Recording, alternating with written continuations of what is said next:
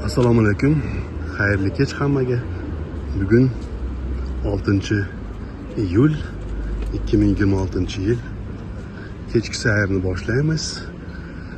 Bugungi manzilimiz Buyuk Ipak yo'li metrosi atrofini aylanamiz. Qaranglar, gul do'koni.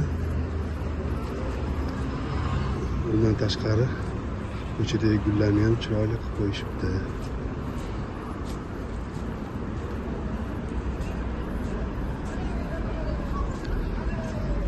Buyuk Ipak yo'li metrosi har doim gavjum bo'ladi odamlar bilan. Bu yerda ko'p kafelar, magazinlar bor. Aylanishga juda yaxshi joy.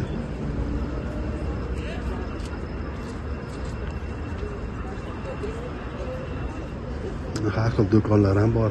Kechasi 11-12 gacha ishlaydi.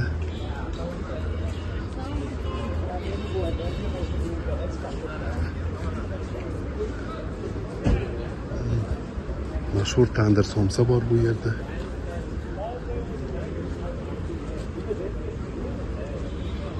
Oqtepa bor ekan.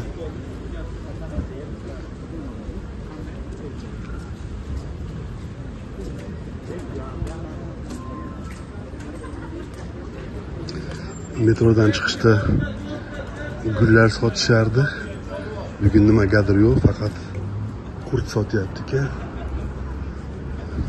Kun isib ketdi, gullar bunaqa issiqda qurib qolsa kerak, shuning uchun sotishmaydi.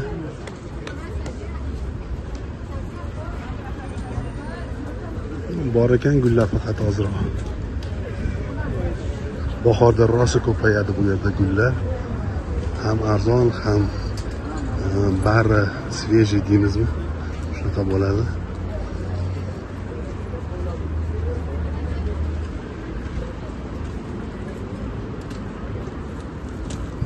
Bundan tashqari bu yerda qator do'konlar qatori bor. O'yinchoqlar, kundalik kerak bo'ladigan, ayniqsa dam olishga kerak bo'ladigan narsalarni olish mumkin. Shlyapa, kepka, mayka, shorti, oyoq kiyimlar, cho'milish uchun narsalarni bu yerdan arzon va tanlov juda ko'p.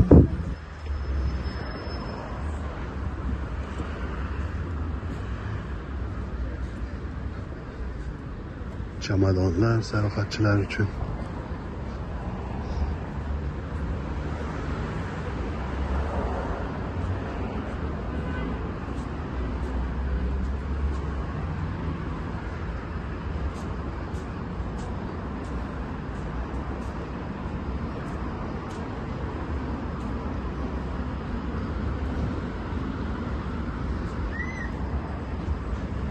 Xullas, havo juda yaxshi.